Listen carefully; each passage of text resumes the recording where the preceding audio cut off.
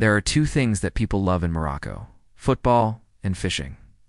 Well, not really football. I hate it when you call it football. It's not football. It's soccer. But I hear ya. Anyway, these guys love to fish. In this video, we're going to go over some of the most popular fishing spots, what kind of fish you can catch there, and then a few of my top tips for when you come to fish in Morocco. One spot in Morocco for fishing is the Atlantic coast.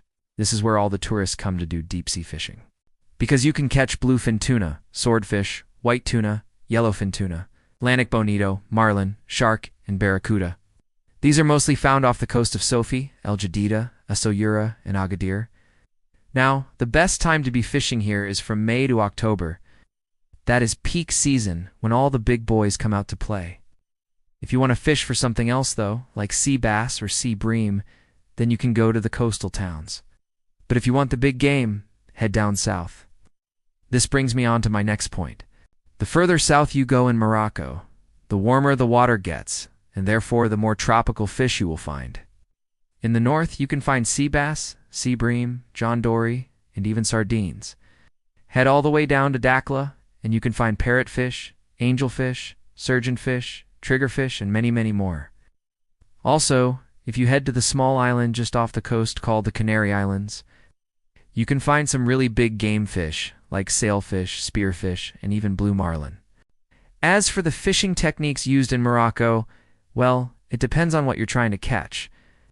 If you're after those big game fish, you're going to need to get out into deep waters, which means deep sea fishing. You'll need a boat for this.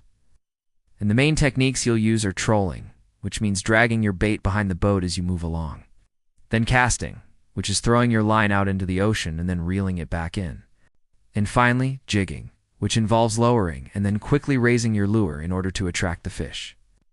Most of these deep-sea fishing trips will be offered from the main tourist hubs like Casablanca, El Jadida, Safi, Agadir, Dakhla, and also from the Canary Islands. And now on to the freshwater fishing. As mentioned before, the north of Morocco has much colder waters than the south, which means that you won't find any tropical fish up here. What you will find is trout. In fact, the Oued Tizi Inchka National Park is one of the best places in Morocco to go trout fishing. Other fish you can find here include grayling, barbel, and dace. The best way to fish in these rivers is by using a fly rod and a dry fly. You can hire a guide for this. The guides normally charge around $35 per day. So if you want to know where to find these guides, let me tell you, the best place to go freshwater fishing in Morocco is in the high Atlas Mountains. You have the Arica Valley, the Imlo Valley, the Around Valley, the Dad Valley, and the Tizamichka Valley. All of these valleys have rivers running through them, which are full of trout and other freshwater fish. And if you're lucky, you might even see some brown bears while you're fishing. There's only around 2,000 brown bears left in Morocco, so it's going to be tough. Now, if you're re-coming to Morocco and you want to try and catch one of those big game fish like the blue marlin, then you should know that you aren't allowed to keep these fish. You can land them and then take photos with them, but then you have to release them back into the water. However, if you're fishing for trout, you can actually take home the fish that you catch and eat them. You can also buy a fishing license online before you come to Morocco, so you can fish wherever you want. The license costs 420 Moroccan dirhams, which is around $40 US, and it lasts for a whole year. So if you plan on doing a lot of fishing, it may be worth getting. Now I want to share with you a few of my top tips for when you come to fish in Morocco, so make sure to pay attention. My first tip is to pack light. We all know that when you go on holiday, you tend to pack a lot of stuff, but trust me, you don't need it. When I went to Thailand recently, I packed a 23 kilograms bag, and I regretted it straight away. So this time around, I'm going to be packing a lot lighter. That way, I have less hassle at the airport, and I can bring home more fish. Speaking of bringing home fish, you are allowed to bring fish home from Morocco, providing it is fresh and unprocessed.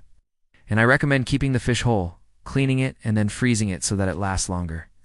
If you do want to process the fish yourself, you can do this, but you must make sure that you remove the head, tail, fins, and internal organs. Otherwise, it will spoil quicker. And lastly, the maximum weight that you can bring home is 5 kilos per person. My second tip is to learn a few basic Arabic phrases. Trust me, it will make your life a lot easier. And also it shows respect to the locals. Now I know that you probably think that everyone in Morocco speaks English and Spanish, but you'd be wrong. Well, some people do speak English and Spanish, most people don't. In fact, I found that French is more widely spoken in Morocco than English. Anyway, you're going to want to learn the phrase shukran, which is thank you. La ilaha illa Allah Muhammadur Rasulullah, which is the most important phrase of all. My third tip is to take plenty of sun cream with you. I don't think you've ever met a Moroccan who hasn't got sunburnt. Seriously, I can count the number of sunburnt Moroccans that I've seen on one hand. Sun cream is essential. This goes for both the sea and the desert. In the desert, you reef very close to the ground, and the sand reflects the UV rays from the sun straight up into your face. I didn't realize this until I spent a week in the Sahara, and now I'm paying for it. Big time. My fourth tip is to make sure you bring plenty of water with you everywhere you go. Even if you're going somewhere for half an hour, bring water. You see, when I was traveling around the Atlas Mountains, I didn't bring enough water with me and ended up paying $5 for a bottle of water, which is crazy. Normally I just bring refillable water bottles with me, but I saw a great product online, which is the Greylock bottle. This bottle uses UVC technology to purify your water, so you simply fill it up with tap water, press the button, and then wait 60 seconds, and your water will be purified. Once it's ready, you can either drink it straight away or put it in your fridge and drink it later.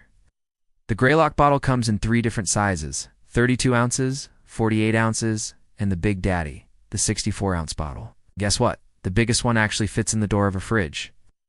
And on top of that, the Greylock bottle is made from 100% recyclable materials, and they've sold over 1 million bottles already. Go check them out online. My fifth and final tip is to haggle. It doesn't matter if you're buying a bottle of water, sunglasses, a leather jacket, a rug, a taxi ride, or even fishing gear. Always haggle. In Morocco, you can easily take away half of the price that someone's asking for. Just remember to stay polite and smile throughout the process. That way you make friends and save money. So that's it for this video. Those are my tips for fishing in Morocco. Do let me know in the comments below if you have any questions about fishing in Morocco, because I'm sure I haven't covered everything. On another note, if you want to support the channel, please do hit the thanks button, because it really helps out. And also hit that subscribe button, so that you don't miss out on any of my upcoming videos. See you soon.